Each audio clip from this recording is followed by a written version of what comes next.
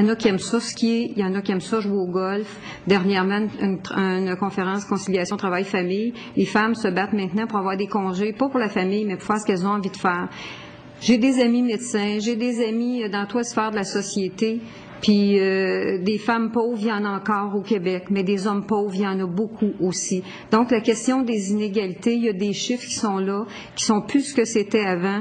Et le plus dramatique, c'est que l'écart entre les couples les plus riches et les plus pauvres ne s'est qu'élargi avec les années. Parce que la petite fille qui a une 9e année B, elle s'en va pas avec monsieur le docteur. Elle s'en va avec le petit gars qui sert l'essence chez SO. Fait que ça fait 2 pauvres avec un médecin, puis un avocat, puis un ingénieur, puis pourquoi pas un ministre, un député. OK? C'est ce qui se passe actuellement au Québec. Vous n'avez pas besoin de regarder très loin. Regardez dans vos couples d'amis. Regardez vous-même qui est votre partenaire. Ce sont des gens qui ont des scolarités équivalentes. Fait que l'équité, ce que dit Mme Badinter et qu'on conteste au Québec, dans le nouveau rapport que je vous ai déposé, ce que c'est dit très exactement, c'est que les inégalités sont plus graves entre les femmes riches et les femmes pauvres et les hommes riches et les hommes pauvres. En d'autres mots, on va dire moi et mon conjoint, on a plus de chances d'être en bonne santé parce qu'on est scolarisés tous les deux et qu'on a une bonne job que les 2 personnes qui sont plus pauvres, qui travaillent tous les 2 dans des jobs au salaire minimum, probablement avec des horaires atypiques, le jour, le soir, la nuit. Donc, on a plus de chances d'être en santé, puis on a plus de chances de mourir plus vieux. Là, on n'est plus dans les sexes, on est vraiment dans d'autres choses. À la toute fin de ce qui est broché, colloque marché sur des œufs, certains enjeux du féminisme d'aujourd'hui, je m'y retrouvais à ces questions-là en 98. Madame David disait, ce que j'avais d'ailleurs entendu, ça m'avait fait sourire, ça a pris tellement de temps avant qu'on puisse atteindre un minimum d'autonomie financière et avoir un certain nombre de biens, une maison par exemple, à mon nom.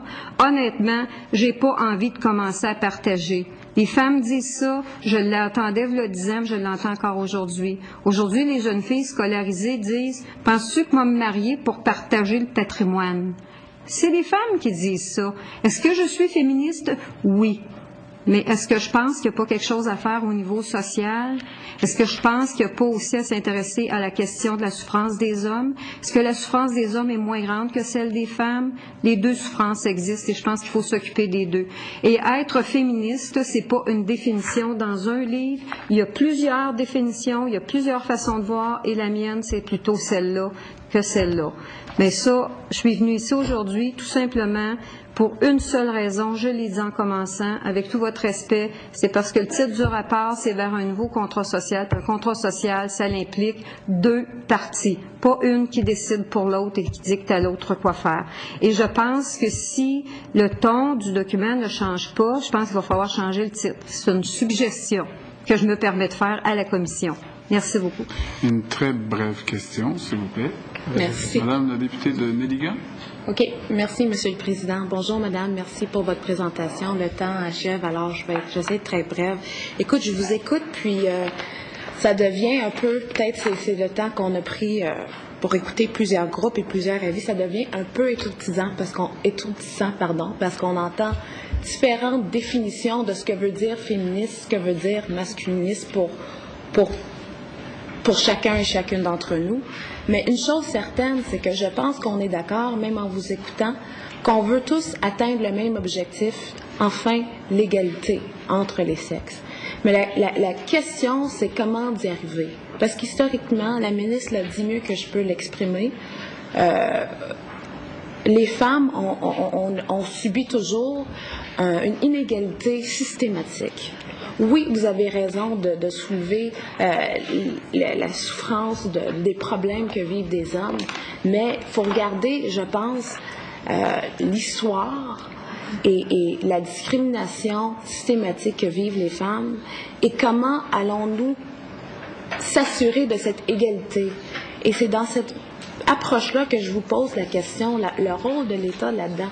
Oui, comme je viens de dire, je suis consciente qu'on a d'autres problèmes sociétals qu'on doit régler, mais effectivement, quand on regarde la situation, l'égalité entre les femmes et les hommes, les femmes, on a besoin de s'assurer de maintien de certaines de nos structures, mais de s'assurer dans nos politiques et dans nos lois qu'on continue cette amélioration-là. Alors, dans ce contexte-là, je vous demande comment vous voyez ça, parce que pour moi, ce n'est pas exclusif. Une personne peut être pro-égalité, pro-féministe, mais en même temps être consciente qu'il y a d'autres problèmes qui existent des hommes. Alors, j'essaie de voir comment vous voyez ça. Alors, Madame le Duc, une brève réponse, s'il vous plaît. C'est une très bonne question, je vous remercie. J'ai pas compris votre nom. De Néligan. Madame la députée de Néligan. De Néligan, merci. Madame, comment je vous dirais? Je connais assez bien toute l'histoire aussi, là, peut-être pas autant dans les détails que ceux qui sont au Conseil aujourd'hui, mais disons que j'étais là. Hein, il n'y a rien comme avoir été là pour avoir vu ce qui se passait. Et puis à l'époque, je disais le contraire d'aujourd'hui. Puis je me faisais dire par mes amis, voyons donc Francine, tu te feras jamais de chum. Ben, je m'en suis fait un pareil. Parce que je tenais un discours très féministe à l'époque. Très féministe, puis j'avais à peu près tout lu, puis j'étais assez d'accord que j'avais pas envie de me faire avoir. Aujourd'hui, je pense à peu près la même affaire. Mais ce que je suis plus capable de tolérer, c'est les approches qu'on a pour vendre notre propre salade de féministe. Je pense que si je veux tendre la main à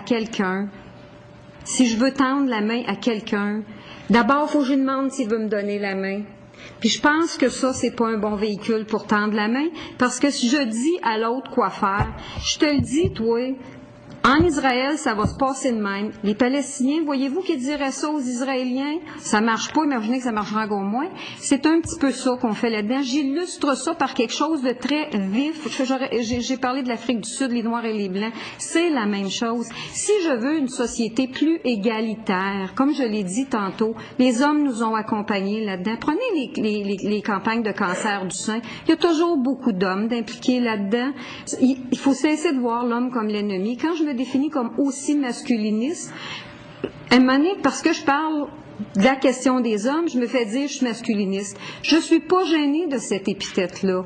Et je peux vous dire une chose, Madame la députée, la façon dont je vois ça aujourd'hui, je me dis que si socialement on n'est pas capable de réconcilier ce dont vous me parlez, l'égalité pour les hommes et les femmes, avec une signification pareille. Comme certains avocats disent, ce qui est bon pour Pitou, c'est bon pour Minou, ben je regrette. Moi, je pense qu'on s'en va dans un cul-de-sac au plan de la société. Et je vais vous dire très honnêtement que la majorité des hommes que je vois sur le terrain, des intervenants sociaux, me disent, Francine, on comprend pas que les gars soient pas plus violents que ça. Ils sont venus à la commission, il y en a qui m'ont dit qu'ils avaient parlé fort.